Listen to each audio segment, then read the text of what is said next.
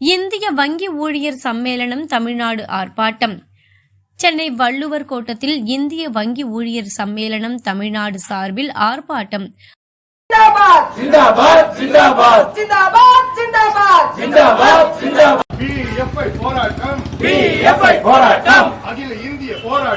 அகில இந்திய போராட்டம் ஒரு நாள் தர்ணா போராட்டம் வெல்லட்டும் சிறக்கட்டும் பாதுகாப்போம்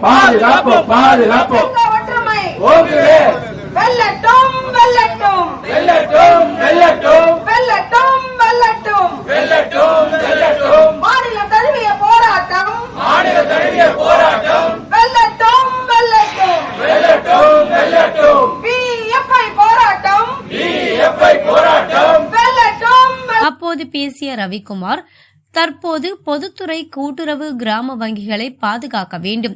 அதேபோல் வங்கி வாடிக்கையாளர்களுக்கு மேல்பட்ட சேவைகள் வங்கி பணிகளில் தேவைக்கேற்ப ஊழியர்கள் நியமனம் செய்யப்பட வேண்டும். அதேபோல் தற்காலிக ஒப்பந்த அடிப்படையில் நியமனங்களை ரத்து செய்ய வேண்டும். சாதாரண மக்களிடம் வசூலிக்கப்படும் சேவை கட்டணங்கள் ரத்து செய்யவும், சிறு வைப்பு தொகை வட்டி விகிதத்தை அதிகரிக்க வேண்டும். சிறு கடன் பெறுவது கடனுக்கான வட்டி குறைத்திட வேண்டும். நலத்திட்ட வரவுகளில் பிடித்தம் செய்வதை முற்றிலுமாக நீக்க வேண்டும். இந்திய வங்கி ஊழியர் சம்மேளனம் தமிழ்நாடு இன்று சென்னையில் அதேபோல் நாட்டையும் நாட்டு மக்களையும் நாட்டின் சுதந்திரத்தையும் பாதுகாப்பதற்கான இயக்கத்தில் இறங்கிக் கொண்டிருக்கும் போதே நாட்டின் பொது வளங்கள் காக்கப்பட வேண்டும். அது பொது வளங்களில் முக்கியமாக இருக்கக்கூடிய பொதுத்துறை அரசு வங்கிகளாக இருக்கக்கூடிய பொதுத்துறை கூட்டுறவு கிராமிய வங்கிகள் காக்கப்பட வேண்டும், பலப்படுத்தப்பட வேண்டும், மேலும் மேலும் மேலும் விரிவாக்கப்பட வேண்டும் என்ற முக்கியமான கோரிக்கையை முன்னுக்கு வைத்து இந்த ஒரு நாள் தர்ணா போராட்டத்தை நடத்தி கொண்டிருக்கின்றோம். எங்களுடைய அகில இந்திய நாடு முழுவதும் இது போன்ற இயக்கத்தை நடத்தி கொண்டு அறைகோலுக்கு இணங்க இன்று சென்னையில் இந்த ஆர்ப்பாட்டம் தர்ணா போராட்டம் நடைபெற்றுக் கொண்டிருக்கிறது. நாட்டின் பெரும்பகுதியான மக்கள் இந்த வங்கிகளை நம்பித்தான் இருக்கிறார்கள். இன்று எல்லாமே வங்கி சார்பு பரிவர்த்தனைகளாக மாறிவிட்டன. அது எதுவாக இருந்தாலும், சாதாரண மக்களுக்கான கடனாக இருந்தாலும், உதவி அரசு கொடுக்கிற விதங்களும் வங்கி சார்ந்ததாக மாறிவிட்டது. அந்த வங்கி சேவை என்பது எல்லா மக்களையும் சென்று அடையும் வேண்டில் இருக்க வேண்டும். அதுதான் எங்களது முக்கியமான நோக்கம். ஆனால் இன்று அதற்கு மாறாக வாழுகின்ற ஒன்றிய அரசு தொடர்ந்து இந்த வங்கித்துறையை சீரழிக்கும் நடந்து கொண்டிருக்கிறது.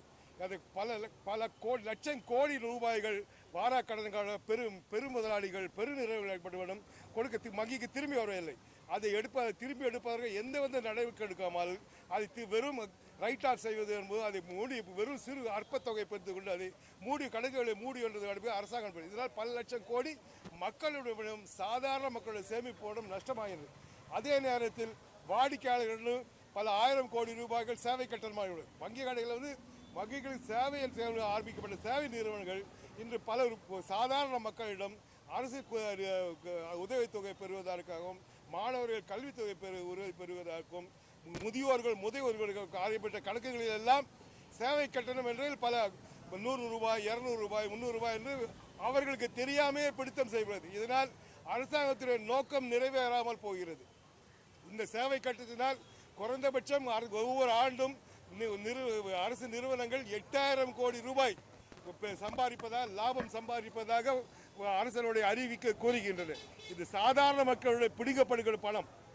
பெரும் முதலாளிகளிடம் பல லட்சம் கோடிகளை இழந்துவிட்டு அதை செய்வதற்காக மறுபுறம் சாதாரண மக்களிடமிருந்து இந்த பிடிக்கக்கூடிய இந்த சூழ்நிலை உருவாக்கிறது.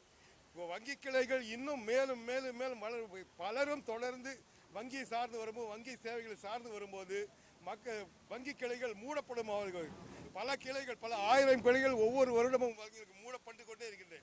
இப்பொழுது பொதுத்துறை வங்கிகள் வெறும் 12 சுருக்கப்பட்டுள்ளன. தேவை அதிகரித்துக் கொண்டே இருக்கிறது, திட்டங்கள் அதிகரித்துக் கொண்டே இருக்கின்றன.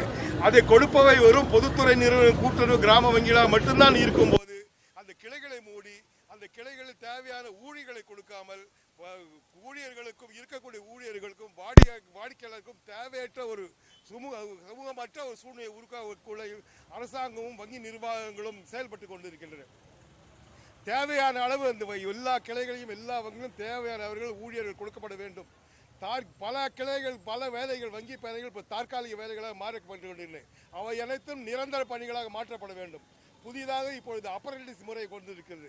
ஆணுவத்தில் அக்னியர் வந்தது போல் இங்கு வங்கித்துறையிலே அதே போல ஒரு அப்ரண்டிஸ் முறை வந்திருக்கிறது.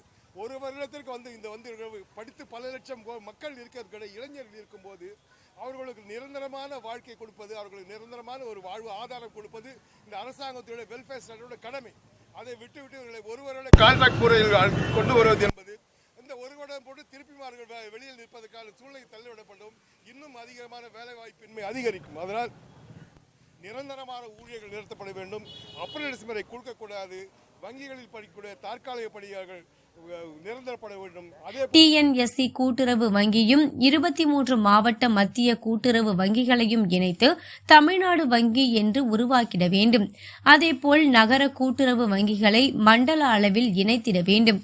கிராமங்கள் மேம்பட அனைத்து கிராமங்களையும் ஒருங்கிணைத்து தேசிய கிராம வங்கி உருவாக்கிட வேண்டும் என்றார். ஆர்ப்பாட்டத்தில் சுமார் 500க்கும் மேற்பட்டோர் கலந்து கொண்டனர்.